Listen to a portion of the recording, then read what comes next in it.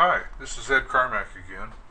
In this lesson we're going to extend our previous example where we selected students assigned to rooms in Swanson Hall. We're going to extend that example to include some additional information like the student name and email address and mailing address.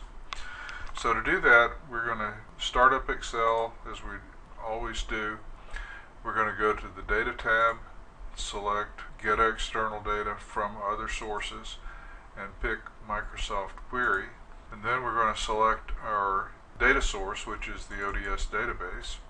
We're going to enter our login credentials and click OK. And now we'll limit the number of tables we have displayed here just because it's a little easier to do that. We'll do it by changing the owner from all to DBO and then click OK.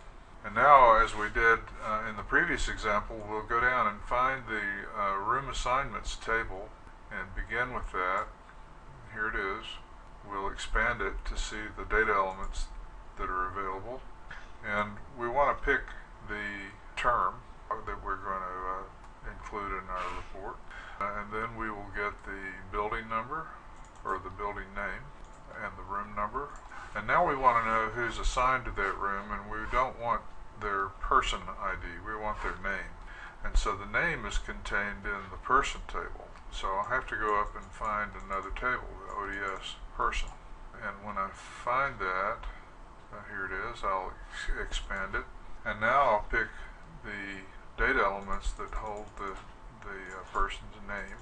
And it's divided up into first name, then there's a middle name, and last name. We can also get their email address. Here it is, preferred email address. We'll select that. And then we want to get their mailing address. Well, the mailing address is contained in the addresses table. So I'll need to go up to the ODS address table to get those data elements. Here it is.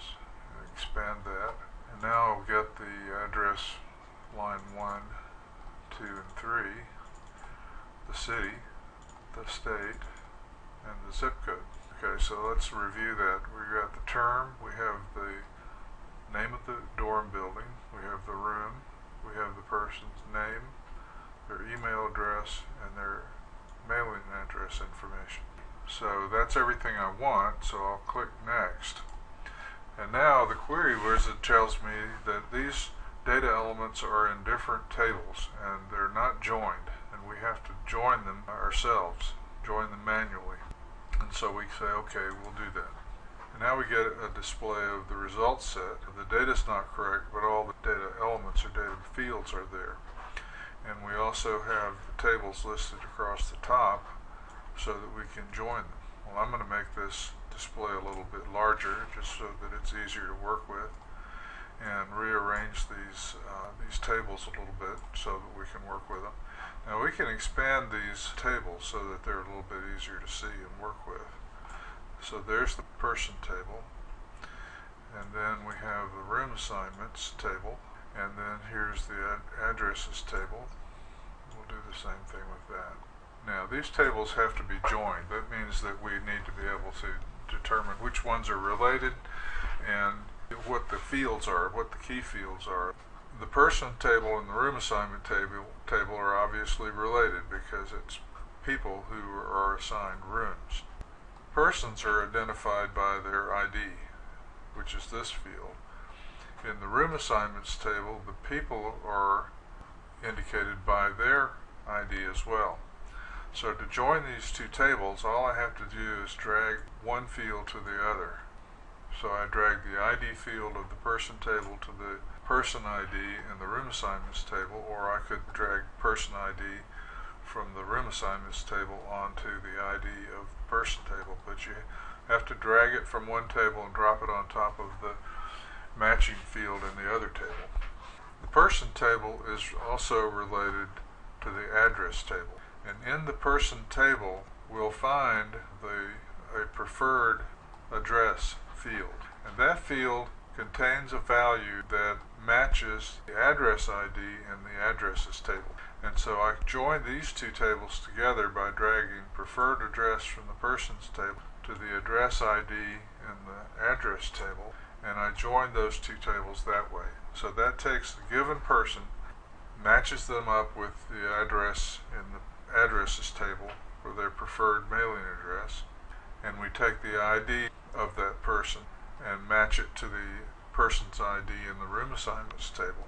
And now those tables are joined properly so that for any given person they are matched with the appropriate address line and room assignments line in those two tables. And so now we have the tables joined, and you could see as I joined the tables, you could see the data being altered in the result set down here. So here is the result set. Now if I want to apply criteria to this, let's say I want to select only those room assignments from, say, Johnson Hall. Well, what I will want to do is I want to create some criteria, and I click this little button here that says show the criteria box, and so that inserted this row here that I can see. Now if I want to limit the records that I retrieve, limit the result set to rooms from Johnson Hall, then I would take the building data field and just drag it down and drop it into the criteria row of this field, and I will enter the value for Johnson Hall, which is JOHN. And now you can see in the result set I have only rooms that are assigned to Johnson Hall. I may also want to sort these based on the room number, and so if I do that I can go to records, sort, and sort by room number, and now the records are sorted in order by room number. And so now you can see that I have selected records from 3 separate tables, included certain of the data elements from each of those 3 tables in my result set, and the only thing I had to do that was to specify which data elements that I wanted from which table, and then join those tables properly so that the records were matched. So now you've seen the basic elements of query writing in Excel using Microsoft Query. This same set of skills will be applicable to query writing with any software application that you might use. The only things that should change from query to query will be the data elements that you need to use and the tables that contain those data elements.